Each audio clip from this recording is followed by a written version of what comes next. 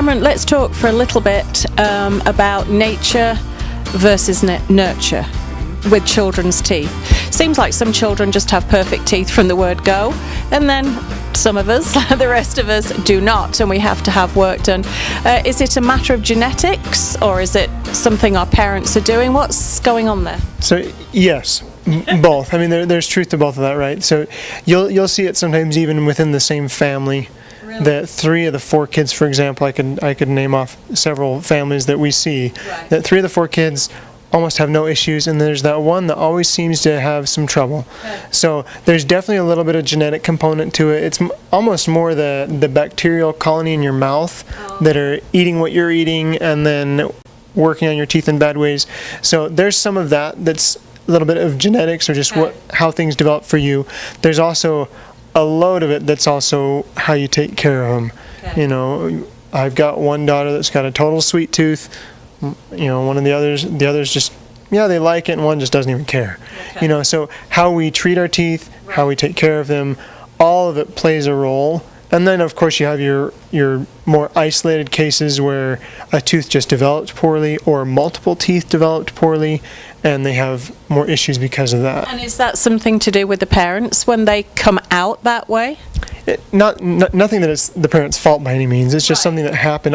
We usually see, and we can't explain exactly what it was in each case, but it may have been mom got sick and had a really bad sickness and had a high fever, and that affected baby as baby was growing. Okay. It can be a lot of things. It can be antibiotic. You know, a child was put on when they were little, right. Or and so it can change things in the baby teeth and the adult teeth. Okay. That there are ways for us to deal with them and fix them, but they can present some significant challenges. So presumably, the earlier that you can see children, you're going to be able to pick up on these things from a very early age, I take it. Absolutely. I mean, we've got some little twins that are 3 years old, and the first fillings we did on them was before they were 3. Oh, wow. And they've been coming in regularly, and things have gotten much better. And so it really depends on the kid. Yeah. And it always helps to have a dentist take a look and give you some advice, figure out what can we do. Some it's just a struggle, among other things, with kids, right? That right. It's just an uphill battle. Yeah. But there are a lot of things we can do if we can see it and help you with it. Okay. Say some child presents with a really, and I don't even know what a bad problem would be, you would know, but say some child does present with something that needs a little extra help. How are you going to help them out? So what we like to do is first focus on the child's experience and the potential fear, right? So if they've got, for example, a little 4, 5, 6-year-old comes in with a bunch of issues, we're gonna assess a couple things of is this something where they're gonna be just fine being awake for?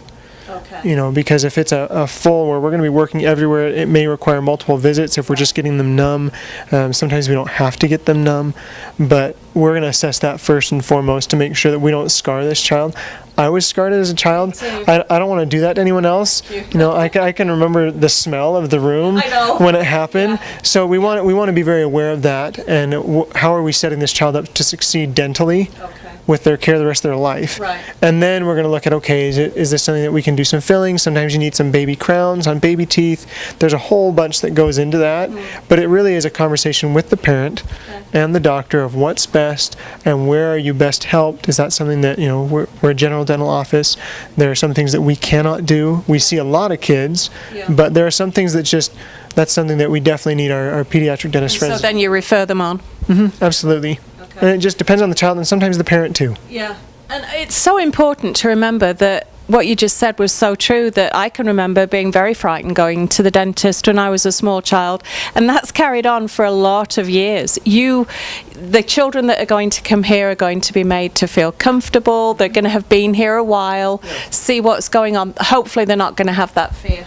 Absolutely, because most of the times when we see a patient, maybe in their 30s or 40s or even older, that it's been a long time since they've come in, or they've come in and we've recommended some work but they haven't done it, it's fear. It is fear. And it's real, and usually we can trace it back to something when they were a child, an experience they had that terrified them, and it's never been the same since. Right. And I can attest to that, definitely. So, if you have a child who needs some special help, or just generally you have children, please bring them in to see Dr. Cameron here and his colleagues at Aspen Dental.